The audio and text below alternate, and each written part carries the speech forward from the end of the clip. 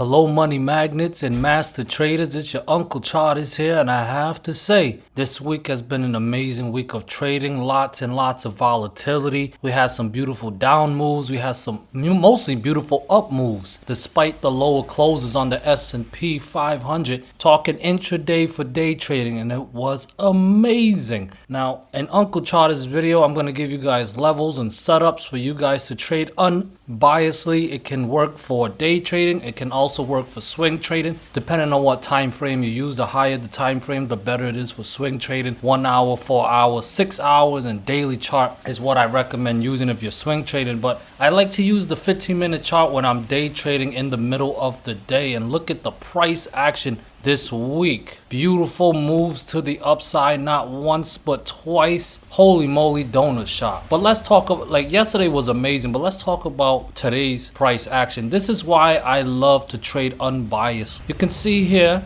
on the 930 candle right here that SPY broke down my 674 level. This was alerted in the group. 675.5 failed, as well as a 674 level. As long as below 672.5 and 671 are in play. Beautiful move to the downside, going as low as 669.6. we want to play it level to level, but lately, especially yesterday and today, we got a little bit more than level to level moves, and I'm super grateful for that. But the breakdown of 675.5 and 674 right there gave us a nice beautiful move, and it was selling off until what happened? Well, we had a false breakdown setup where the market recaptured the 671 level. This was also alerted in the Discord. As of now, SPY did clear 671 level and looking to backtest 672.5. If more upside is the plan, 672.5 must clear next to put 674 in play. And look at that. Look at that beautiful move. Backtested it, 672.5 right there, and cleared it. Cleared 674. I wrote here 674 cleared, put in 675.5 and 676.8 in play. Man, we made money to the downside. We made even more money on the bounce. So I'm super grateful for that. Awesome job in the Discord for anyone who follow Uncle Charters' plan. Now let's get to the daily chart. We do have a lower close, and you guys can see on the thumbnail, Uncle wrote the area of liquidity has been hit. What does that mean?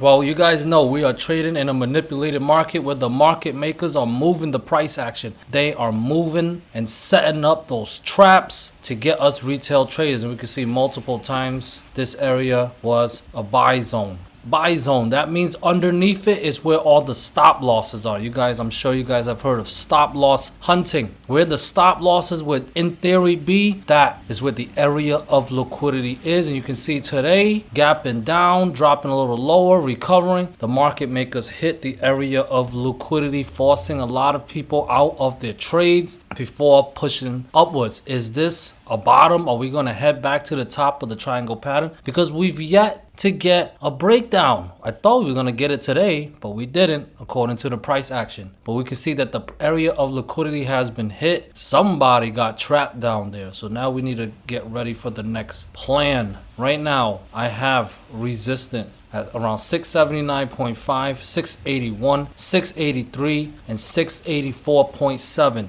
You guessed it. You guys guessed it. If we are to get a bounce, those are the levels I want you guys to watch for if we're going to head back to the upside. I show you guys every video that I make on how to use the levels on the 15-minute chart. So use it. If you need help, join Uncle's Discord. I would love to help you guys and make hundreds of thousands of dollars every single day, or at least every other day. But those are the levels that I'll be watching for tomorrow. If we are to get a bounce, those are the levels you want to see clear. However, if the plan is to head back to the downside, what levels am I watching? Well, I'm watching a 678 level. That was actually yesterday's low, but is also one of my support levels. If it failed, 676.8 and 675.5 will be back in play. Now, below 675.5 is when I would consider SPY enters breakdown mode. It's very possible that we can break it down tomorrow or later this week, but we need confirmation. I like to give you guys the bull case scenario and the bear case scenario. Why? because it's very important that we be prepared for any case scenario. A lot of people were bearish this week, but intraday, what happened? We bounced, and that was where the money was made. So if the bears want to get bearish, we need to break down those support levels, 678, 676.8, and 675.5 to enter breakdown mode. And of course, if we clear 681, 683, or 684.7, we'll most likely head back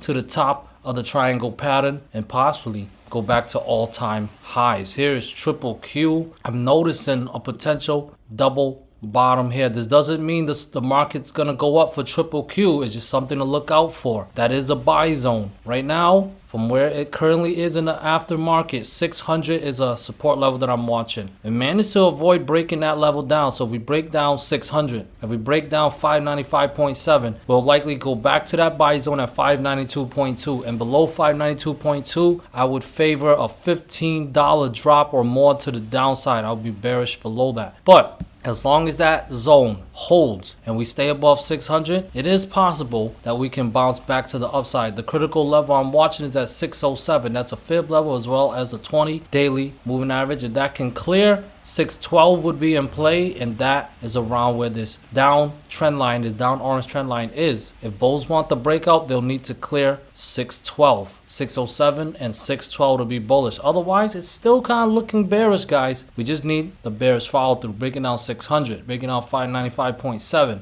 and breaking down 592.2ish. Here's NVDA with the inside candle setup. They recently bounced and retested the 200 daily moving average, but now we have an inside candle setup. The low of the range is 174.6 with the highs at 183.5. That's what I'm watching. Anything in between is chop and noise. So if we want to get bullish, we need to clear 183.5 to get us back to the upside, fill the gap, and most likely go higher. And if we already be bearish or continue to be bearish and get some bearish follow through, we need to break down 174.6. That will also break down the 200 daily moving average. Super bearish if that happens. Here is Tesla with the lower close. It's still looking bearish, but will we get more follow through to the downside? 392 and 390 are my support levels. If they fail, I expect we go back to the low 380s. Trust no bounce unless 395.8 and 400 can recapture. I need to see both those levels recapture to get up to 404.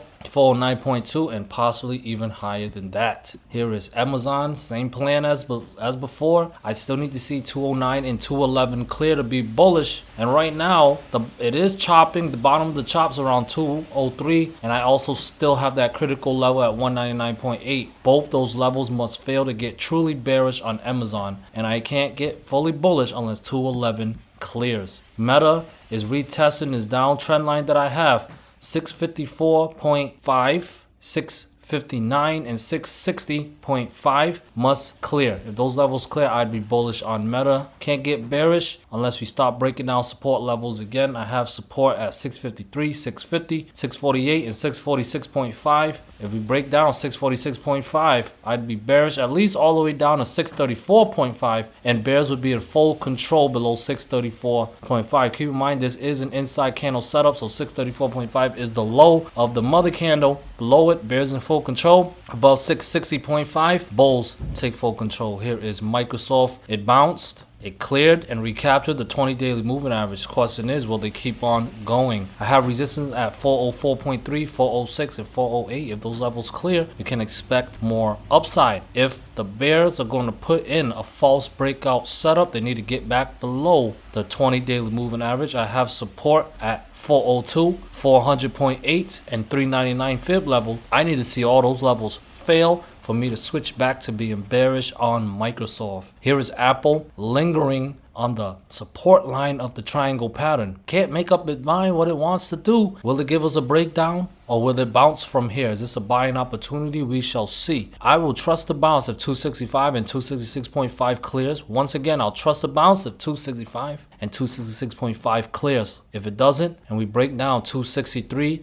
get bearish. Apple enters breakdown mode. Here is IWM Well, had a buy zone right around that 255 area, which IWM failed to break down. I still need to see it break down. 258 and 255, I'd get more bearish. Now, technically, this is a close below my triangle pattern. It's a weird looking one, but it technically is a breakdown. If we get some bears follow through, maybe it'll look better, which requires or need 258 and 255 to break down. If it's not a breakdown, 260.3 and 262 must recapture. If that happens, expect an $8 to $10 pop back to the upside. And holy moly, donut shop, look at the VIX. It's up. Despite a red candle, it is up. That's good. Volatility, baby. Right now I have 23 to 24.6 as the chop range. Watch where it breaks. If we break down 23, expect more downside, and it does have room to go down. But if 24.6 clears, expect more upside. And before I let you go, here is the DarkPool level. Let me refresh this. DarkPool level's at 6. Well, the most came in at 680.2, 1.1 billion in premium. So, as I always say, use it as a support / resistant level.